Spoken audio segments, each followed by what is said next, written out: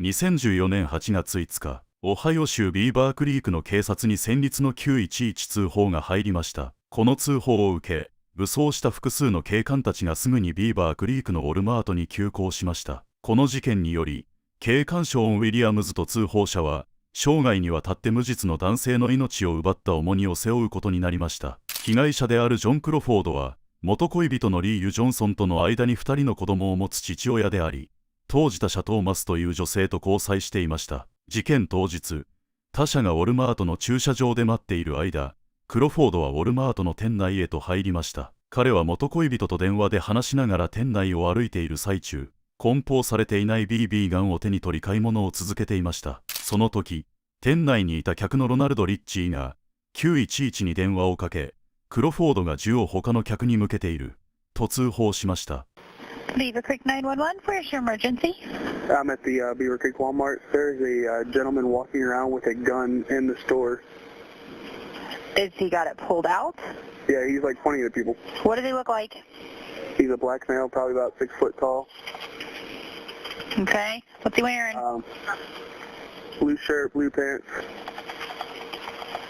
Where's he at now? He's over in the pets. Can I have your name, please? My name is Ronald Ritchie. Ronald? Yes, he's like loading it right now. All right, Mr. Ritchie, hold on one second, okay? Not a problem. ここで重要なポイントが2つあります。1つ目は、通報の音声がカメラ映像と同期しているため、リッチーが通報中に話している内容が本当かどうかを確認できるということです。例えば、彼が今、装填していると言ったとき、実際には装填していませんでした。2つ目は、リッチーの主張が銃を取り出して人に向けているというものですが、そもそもクロフォードが手にしていたのは本物の銃ですらありませんでした。仮にリッチーが少しでも注意深く見ていれば、その銃に販売用の表示がついていることに気づいたはずです。I'm still on the phone with you. This is Fairborn, but they're probably sending somebody. Okay. So I'm just gonna stay on the phone with you. Okay. 911.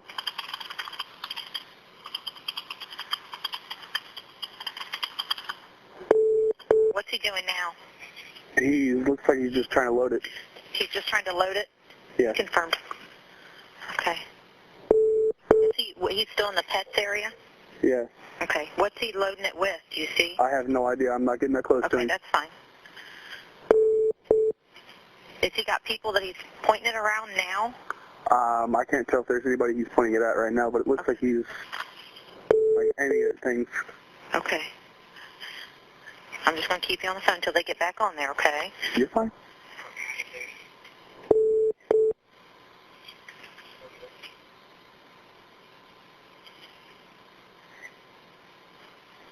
We have 0 if he's... Oh, he did. Okay, are you there? Yes, I'm here. Where is he at now?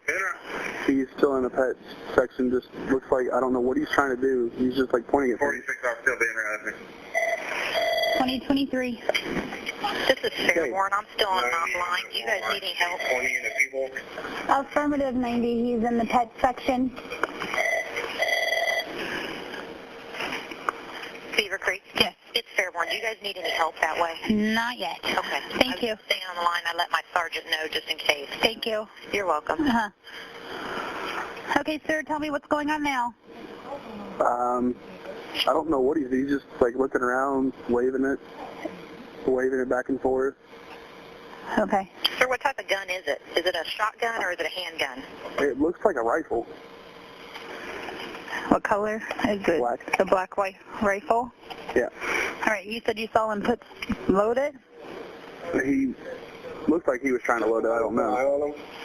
Affirmative. I have a gentleman who's watching him, says he's waving it around, believes it's a rifle, believes he just put some bullets inside.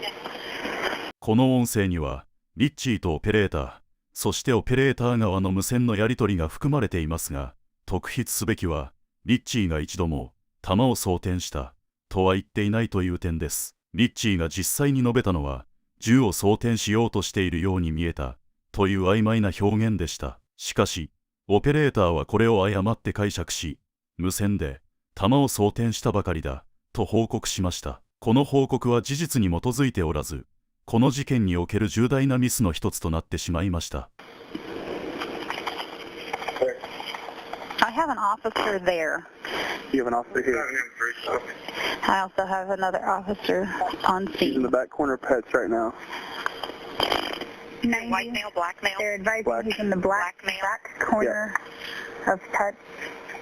He's a black male. What's he wearing? Black shirt and blue jeans. So he's a black male, black shirt and blue jeans. Yeah. Does he have a hat or anything on? No, he's got like an afro. An afro? Okay. Beaver Creek, did you get that? I got it. Has an Right here, afro. please. Gotcha.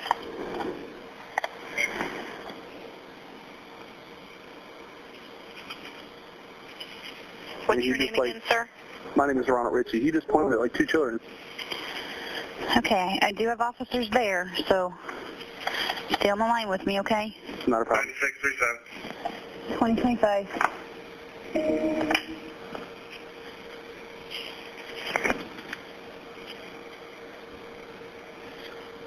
Is there anyone else around him that came with him that you can tell? It's just him. Just him? Yeah. Okay. What's he doing now?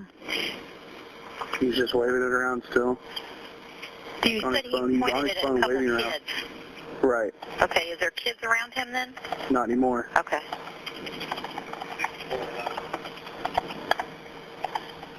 Is there anyone around him now? There's a kid watching him. He's about an aisle length away. Okay. 4637. ここでリッチーが述べた、クロフォードが子供2人に銃を向けたという場面をもう一度確認してみましょう。映像では、子供たちとその家族が目的の棚に向かって歩いている様子が見えます。彼らの視線は棚に集中しており、クロフォードには目も向けていません。確かに、一瞬だけライフルを持ったクロフォードを目にしたようにも見える場面はありますが、仮に見ていたとしても、無視して自分たちの用事を続けていました。クロフォードの行動を脅威とは認識せず、普通に買い物を続けていました。一方で、911にリッチーからの虚偽や誤った情報が次々と伝えられ、それが訓練を受けた警官たちにそのまま伝わってしまいました。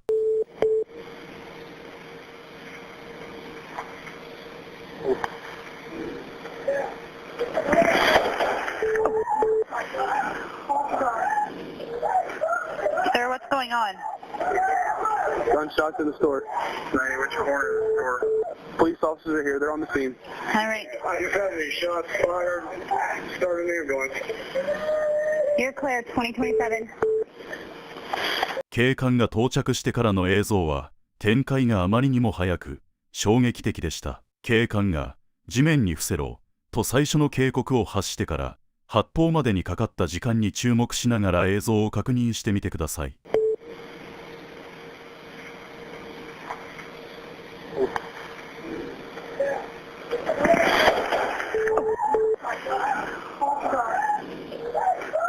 Sir, what's going on?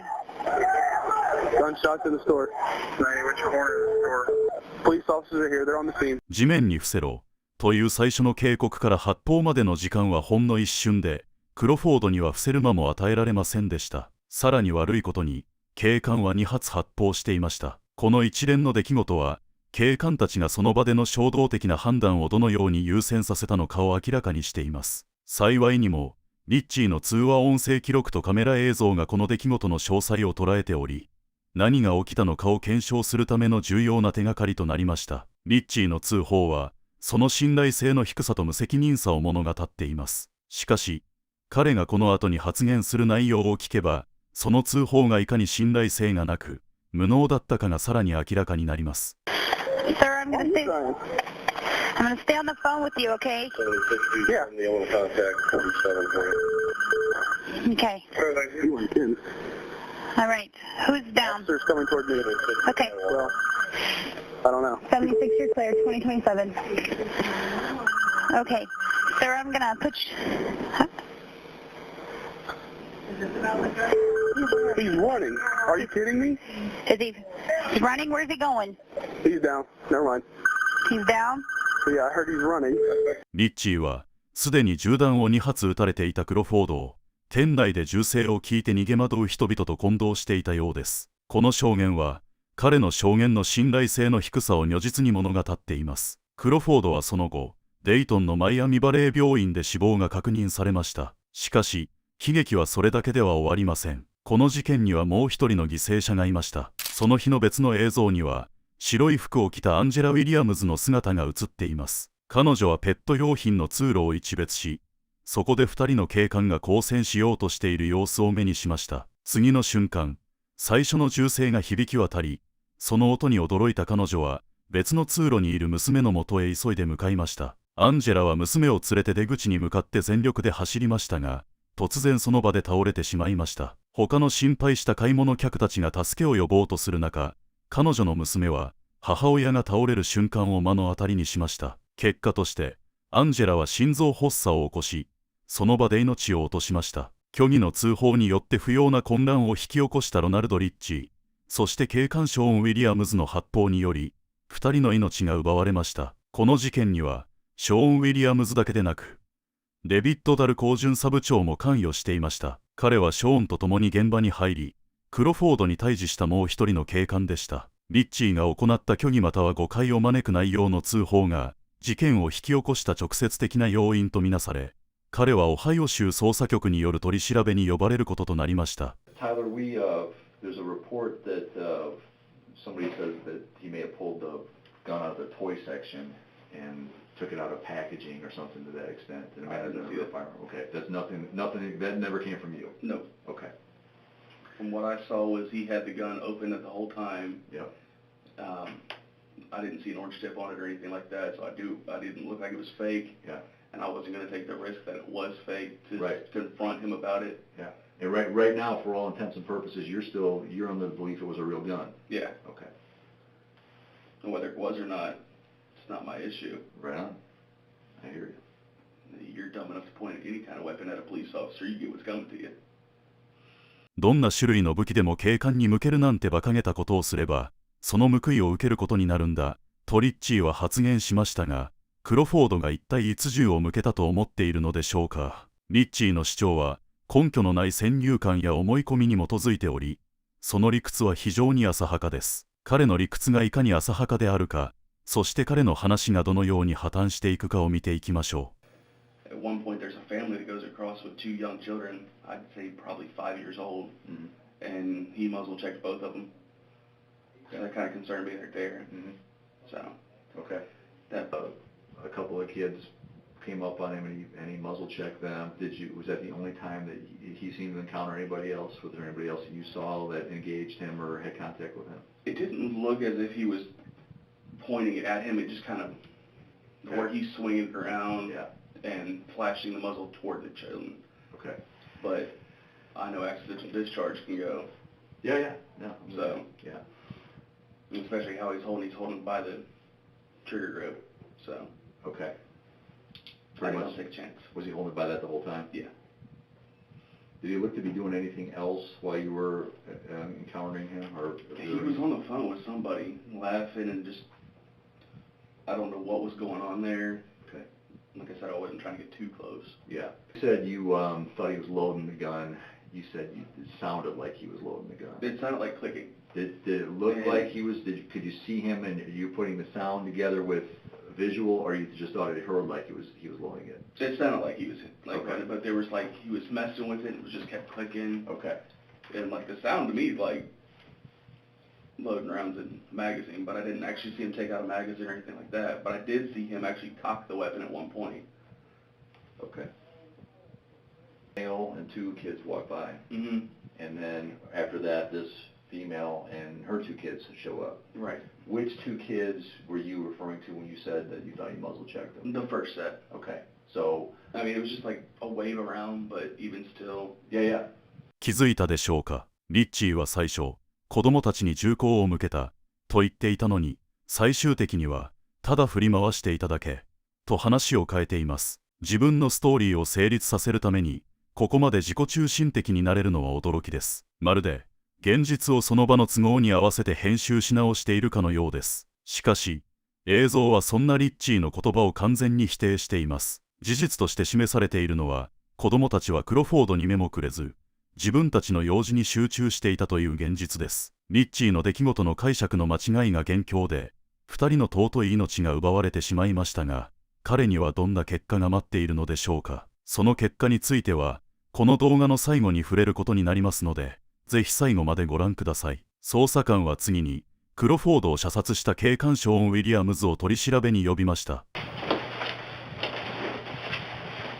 Okay, Sean, we just met briefly in the hallway, but I am Special Agent Dave Horniak with BCI. This is Special Agent Brent Kirkpatrick. We've just been assigned to look into the Walmart shooting from the other night. You're aware of that, and that's why we're here together.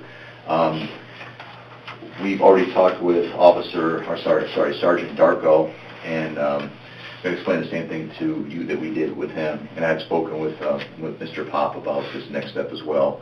We're a criminal investigation agency. We've been called in by your department to act as an independent investigating entity to determine the facts of what happened the other night.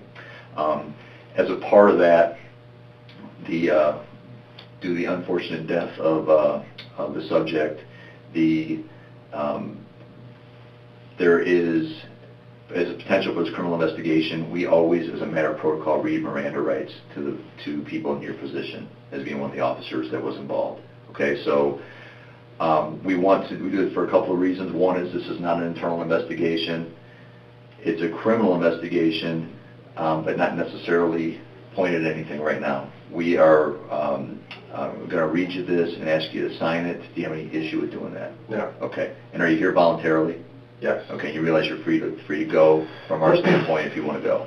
Yes. Okay. 内部調査は通常、規則違反があった場合に行われます。このケースでは、ショーン警官が地面に伏せろという命令を発してからほんの一瞬で発砲したという行動が調査の対象となるべきものです。しかし、この事件では、被害者であるクロフォードが死亡したため、内部調査だけでは済まず、ウィリアムズ警官には第2級殺人の罪で起訴される可能性が浮上しました。これにより、今回の件は内部調査を超えて、犯罪捜査として扱われていました。We're going to have a lot of questions for you.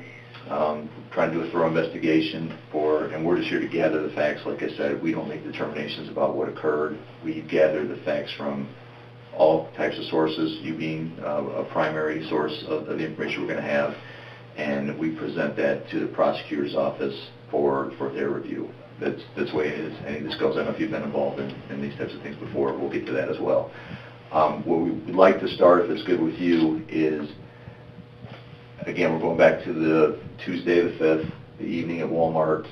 We want you to start wherever you feel is appropriate about your initial knowledge of what was going on at Walmart that night, and just tell the whole thing through. We'll try to interrupt you not too much at first, and then we're going to keep rolling back a little bit. Does that work for you? Yeah. Okay, so Tuesday night, that's a good starting point. Yep. Start wherever you like.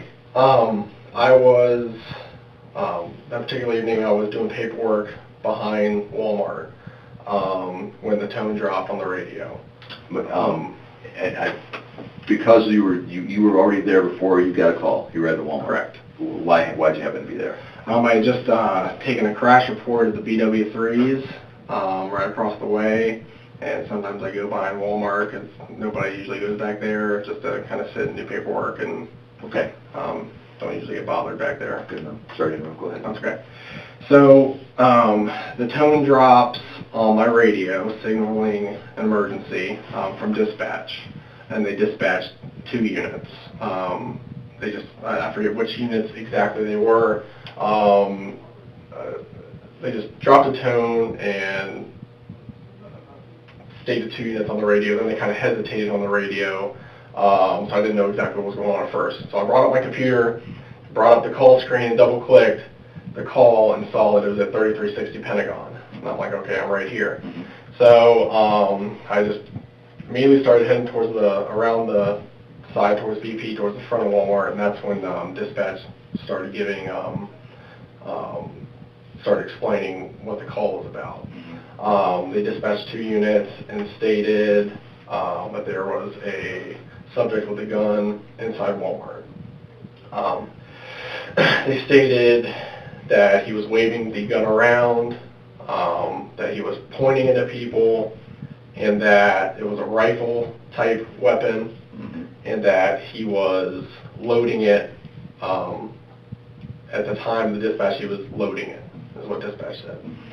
So I arrived on scene, and based on the facts, it was a rifle, and that he was pointing at people, winging around, and loading it, I deployed my rifle. I pulled to the front of the store, got out, called out that I was on scene, and I pulled out my rifle, and my goal at that time was to wait for the next unit to arrive, and we were going to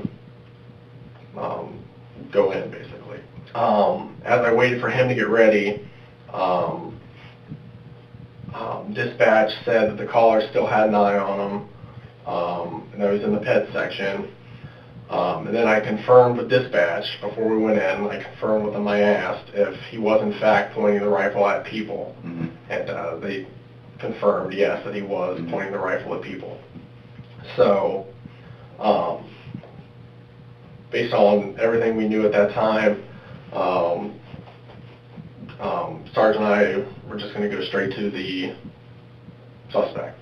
We walked straight in, and immediately the store was very, very crowded.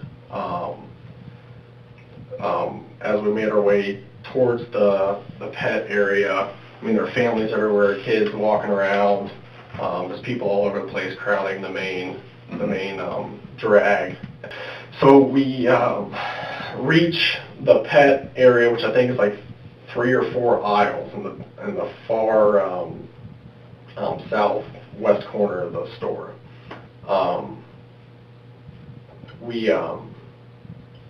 So we carefully start scanning that because the last report was he was back there. Okay. So Darko's kind of scanned to the left, and I'm kind of looking to the right, covering him, and then we reach the end where there's only one more row left in the pet area. Mm-hmm.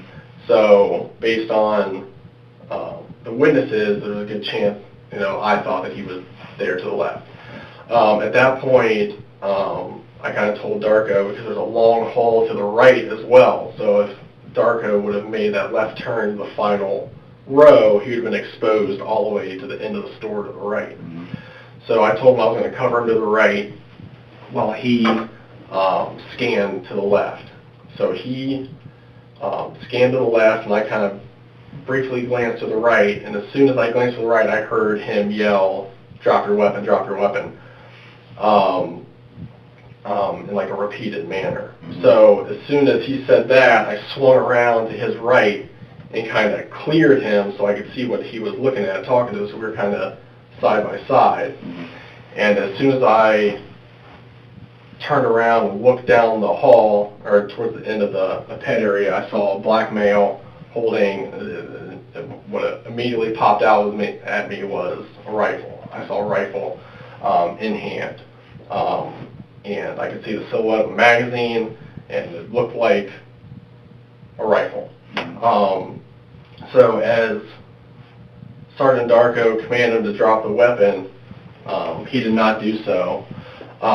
He made, I'm trying to find words to describe this over the last few days. He did not drop the weapon. He made a movement to what I interpreted as aggressive. He was moving with the rifle and was not dropping it, and I felt at that time he had the rifle in a position to where he could have raised it up, or he could have shot either me or Sergeant Darko.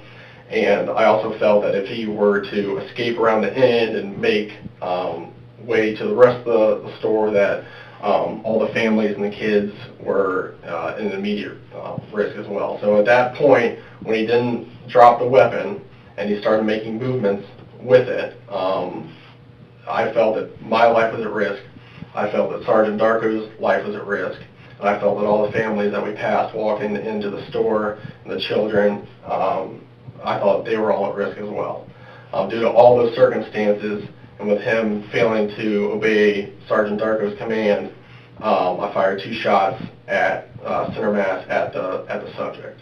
彼の理由付けの言い回しは練習されたものであり、同じ質問をされたら一言一句同じように繰り返すだろうと感じられます。しかし、驚くべきなのは、伏せろと命令してからわずか一瞬の間に、彼がこれだけのことを考え、その結果発砲を決断したという点です。さらに重要なのは、なぜ彼が2発発砲したのかという点です。1発目の後、クロフォードが倒れたにもかかわらず、追加で発砲する必要があったのか、またその行動が合理的であったのでしょうか。At that point, he went down and dropped the rifle and kind of almost disappeared behind the end of the row. So we started to make our way, and as we're making our way, I could see the rifle and I could see the black male. And as we're making our way to the rifle, I could see that it was a rifle. Mm-hmm. And as we made our way to him, he like jumped back up and started running towards the rifle again. He was saying something, but I couldn't hear. I couldn't hear anything at that point. My ears were ringing. So he was saying something. I was just telling him to get down, get down, get down, because at that point he was already a threat to us, and I was forced to engage him. And then he was about to come back towards that weapon again. Mm-hmm. So I felt just everything about him was aggressive. He came back at us after he'd already been shot to what I considered to get the rifle again. So he was about at the threshold where I was considering shooting again when he collapsed. He came back towards us at the rifle, and I'm telling him, get down, get down, get down, get down, get down, get down on the ground. And he kind of reaches the area of the rifle and kind of just collapses. So kind of walked past the rifle and immediately scan around, make sure there's no other threats, and I tell him to roll over onto his belly and put his hands behind his back. 映像を見る限り、クロフォードは銃に手を伸ばすことはありませんでした。しかし、確かに彼は警官の方へ向かうような動きを見せました。ただ、突然撃たれてしまったら誰でも動揺し、反応してしまうものです。クロフォードが銃に手を伸ばさなかったのは明らかであり、さらに、それが BB ガンであることを考えると、彼がわざわざ手を伸ばし反撃しようと考えるのは非常に考えにくいです。さらに、警官が関与した発砲事件では、最優先事項は命を守ること、つまり安全が確保されたら速やかに負傷者に医療処置を施すことです。しかし、ショーン警官が実際に取った行動はどうだったのでしょうか。He was kind of squirming and yelling and screaming, stuff that I couldn't understand, and he wasn't immediately cooperative as far as putting his hands behind his back. I had to get on top of him and kind of pull his hands together to cuff him. When I cuffed him, I could see he had a very serious injury to one of his elbows, and he had another wound to his other arm. I can't remember which arm was which that had the severe wound. So my immediate thought was, okay, he's down, he's injured, there's no immediate threats in the immediate area. Now we have to treat him as a patient, basically, who's been wounded. So I told... 彼の証言では、最初の反応は応急処置を考えたと主張していますが、実際には彼の最優先事項は手錠をかけることだったようです。報告によれば、クロフォードは胸に1発、そして腕に1発撃たれました。その腕は、ショーン警官が手錠をかけようとした時に掴もうとしていた同じ腕です。このことから明らかなのは、クロフォードが助けを求めている状況を完全に無視し、銃で撃たれた状態で苦しんでいる彼に手錠をかけようとしたということです。撃たれた人が体を動かしてしまうのは自然な反応ですが、その状況でなお拘束を優先した点は、彼の行動の妥当性に疑問を抱かせます。負傷者に対する迅速な医療対応が警官の基本的な義務であるにもかかわらず、ここではそれが適切に行われなかった可能性が高いです。Sean, do you recall either of you identifying yourselves as police at any point during that response? I don't recall that being said. Okay. Were you basing that on, is that something you would normally do? It depends on the speed of what's going on. I mean,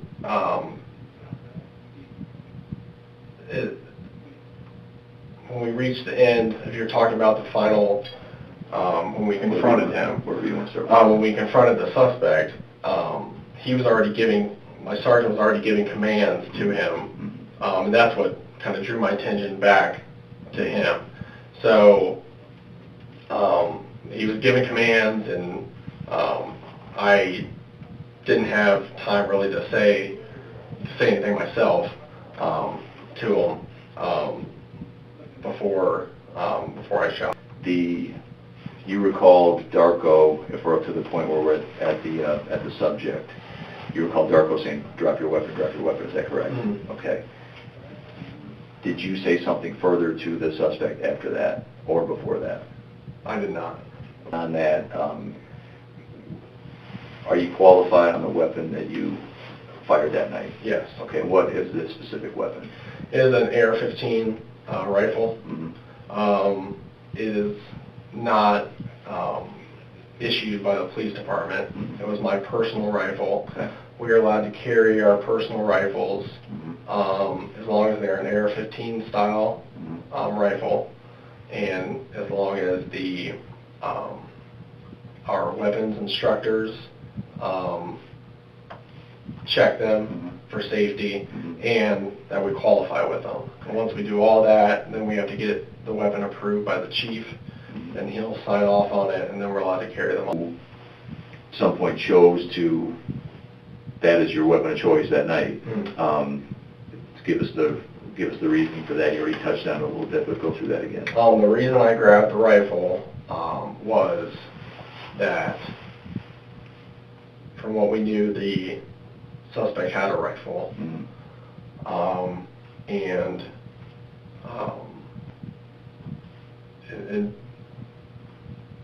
based on what we knew, that was just seemed the appropriate weapon. Because if a rifle can reach out, really far, then we may have to shoot a distance as well. So that's the reason. Okay. Why? You wouldn't be stuck with a handgun against another type of AR weapon or another type of rifle that may have more firepower? Correct. Okay. And you felt like that was the appropriate choice for that situation? Yes. You've said this, you gave me your reasoning for what you did. I'm going to ask again specifically. So those commands were given. Why did you pull the trigger? Here's why I pulled the trigger. He began moving with the rifle in hand. He made what I consider, he took a stance to where I felt he could have used it, from what I could see in my angle, that he could have used the rifle at any moment. The rifle was within his body, within grasp, and he began moving with it. It was like, the best I can describe, just like an agitated movement with it, as if he wasn't going to listen and that he was about to use it, is how I describe it. So based on that, I'm just identifying him, the rifle, and the backdrop, and making sure there's no other people around, and I felt quite certain at that point that when he wasn't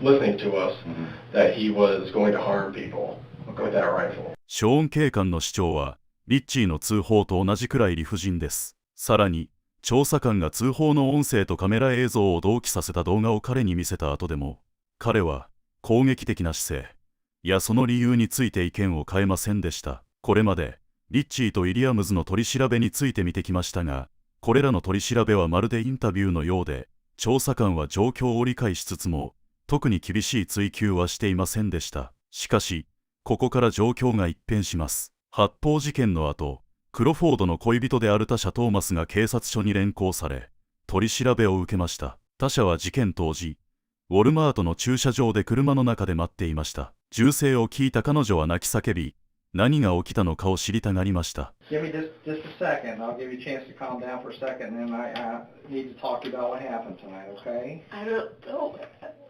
Okay, well, I need to know what you know at least, okay? Would you give me just a second? I'll come in. Okay, you okay? Okay, you got some water and you don't need anything else right now. Okay.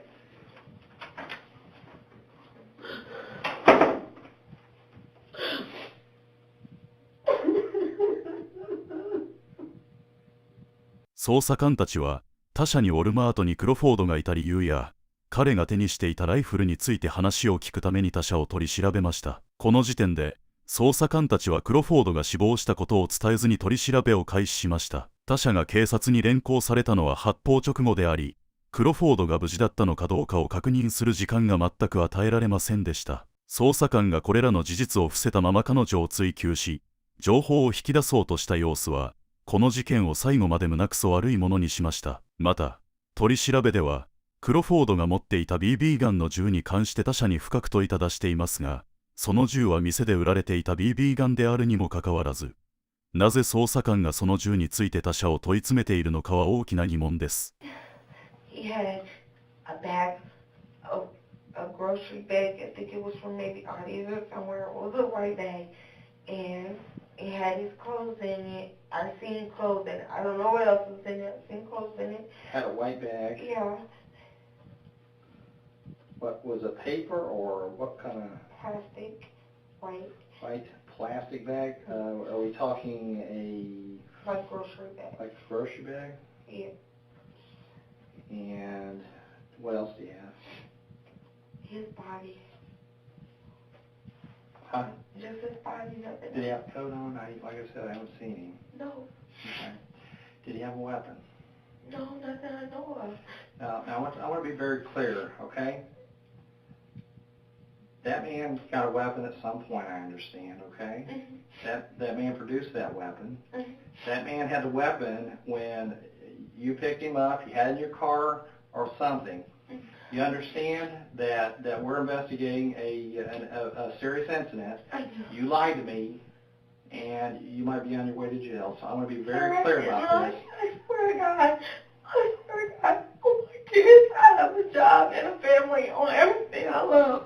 As the officer, I've been asking. Where did he get this gun? Sir, I don't know. I swear to God. Sir, I swear to God. I don't know. On everything I love, you can give me a lie detector test and everything. I swear to God. So he got in your car, he had a white bag, he never made any noise about doing anything to his ex or anything like that. No, sir. Was she in the store? No, sir. She was in Cincinnati, to my understanding. Okay. You sure she wasn't in the store? I swear, to my understanding, she was still in Cincinnati. I never even met the girl. I only know her name is Lisa. Okay. And you're telling me you didn't see his girlfriend in the store? No, sir. And when I check and I have a chance to talk to other detectives, they're going to tell me that she's not in the store and you didn't know she was in the store. Is that what you're telling me? Yes, sir. Are they going to tell me that you didn't know he had a firearm? Yes. Is that what they're going to tell me? I wasn't with him. Yes, sir. I wasn't with him. Are they going to tell me that he got in your car and did not have a firearm in his possession? I can't tell you what.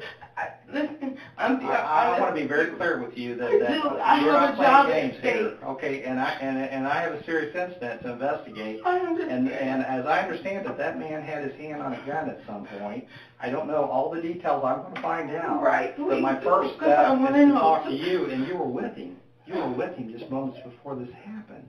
You need to tell me the truth. これまでの2つの取り調べとは異なり、この取り調べは被害者の遺族としてではなく、警察の不祥事を他者にすりつけるかのような圧迫感のある取り調べと言わざるを得ません。他者が私の知る限りではありませんと言っただけで、捜査官は彼女を刑務所行きだと脅しました。この状況を見ると、彼女が弁護士を求めて自身を守る選択をして欲しかったと思わざるを得ません。さらに、捜査官は他者に対し何度も銃について質問を繰り返していますが、そもそもクロフォードが手にしていた銃は、ウォルマートの棚に梱包されていない状態で置かれていたエアライフルでした。この銃は商品として店内に置かれていたものであり、クロフォード自身が持ち込んだわけではありません。この捜査官が、その事実を本当に知らなかった可能性もゼロではありませんが、高圧的な態度で他者に圧力をかけ警察にとって有利になるような偽りの証言を引き出そうと考えていたようにしか思えません。I am, I swear to God, I swear to God, I am, I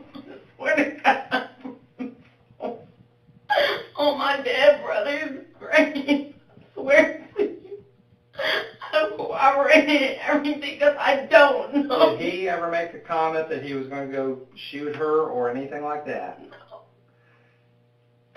No. Why would he have a gun in the store? I don't know. Is he known to carry a gun? Not that I've never known him Don't to. tell me not that you know, because that's the first thing that I realize somebody's not telling me the truth when they say that kind of stuff. I've never known him to.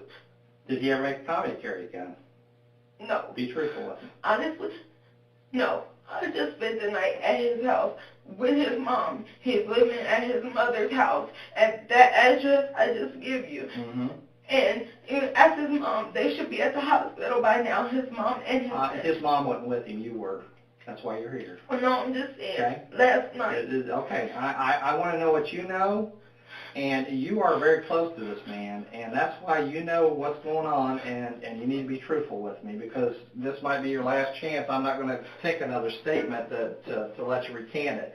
If you knew he had a gun, even though you maybe were, didn't say anything to him, or you did say something to him, hey, it's not a good idea if you're carrying that, tell me, okay?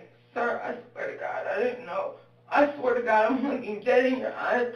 I didn't know. I swear to God, if I would have known I have kids at my house, I wouldn't have did that. Well, your kids weren't with you, right? I was on my way to Mailman. Were your kids with you? No. You and John went in Walmart. At some point, as I understand it, John produced a gun. You were with him just moments before that, weren't you? I understand that, yes, sir. Okay, tell me where you got the gun from. Sir, I don't know. I honestly don't know. And the truth is, you knew at some point he did carry a gun, isn't it? Isn't No, it true? sir. No, sir, I didn't know. I swear I didn't know. Tasha, I'm having trouble with this. Please give me a light. I don't touch anything. I'm being honest. That might come in the future, but Please, do nothing to me. So you saw this man every day, you're telling me, right? Me is, you didn't know he had a gun. Is that what you're telling me? Yes, sir. Yes, sir. It's been my experience that later on when people that should know that, that sometimes it'll come out that it's something else, but I'll write it down for you if that's what you're telling me, but you'll take a polygraph if we need to? Yes.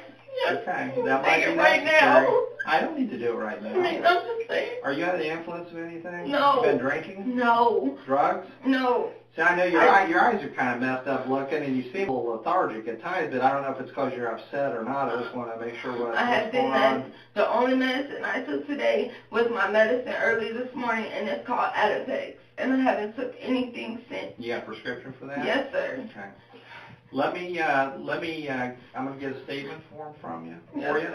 And I want you to kind of document what happened about you picking him up and what time and where, just kind of what we talked about. I'll give you a few pages and I'll leave you for a couple minutes to collect your thoughts.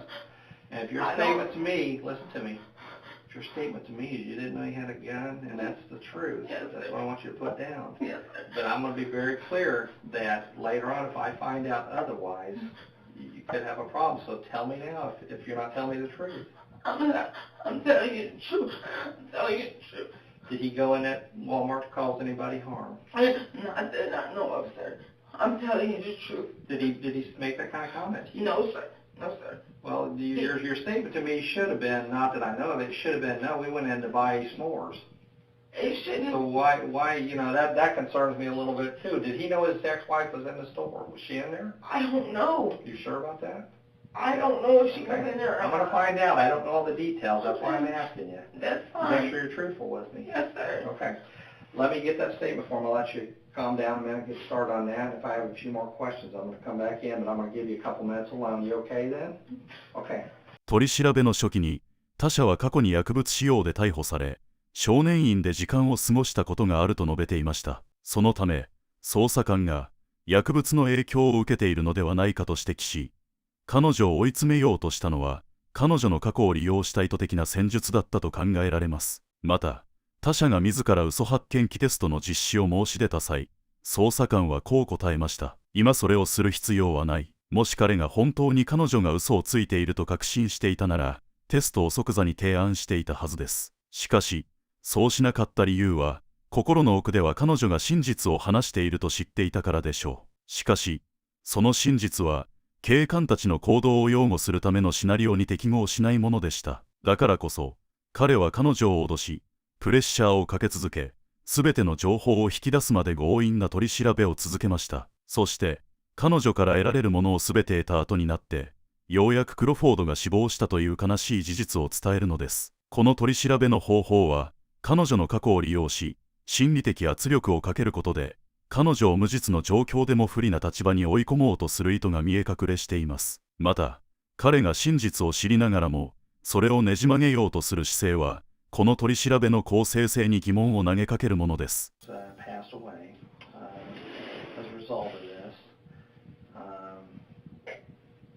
I don't know any other way to tell you. I mean, what happened there wasn't a good thing, and as a result of his actions, he is gone.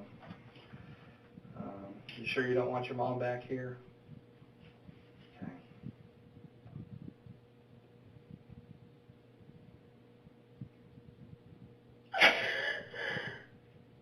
この事件の最終的な結果について話しましょう。この事件では、ロナルド・リッチーの通報と、警官ショーン・ウィリアムズの発砲によって、ジョン・クロフォードが命を落としました。そして、ただの買い物客であるアンジェラ・ウィリアムズの死を引き起こしました。事件が特別検察官に引き渡された後、グリーン郡の大陪審は殺人、過失致死、無謀な殺人の可能性を検討しました。しかし、2014年9月、大陪審はショーン警官ともう一人の関与した警官に刑事責任を問わないと決定しました。クロフォードの家族は、少なくとも7万5000ドルの補償的損害賠償と、不特定額の懲罰的損害賠償を求める訴訟を起こしました。家族は次の点を主張しました。警官たちはクロフォードが脅威ではないことを確認するための十分な調査を行わなかった。クロフォードに武器を下ろす時間を与えなかった。ウォルマートは少なくとも2日間、エアライフルが梱包されていない状態で棚に置かれていたことについて過失があった。そして、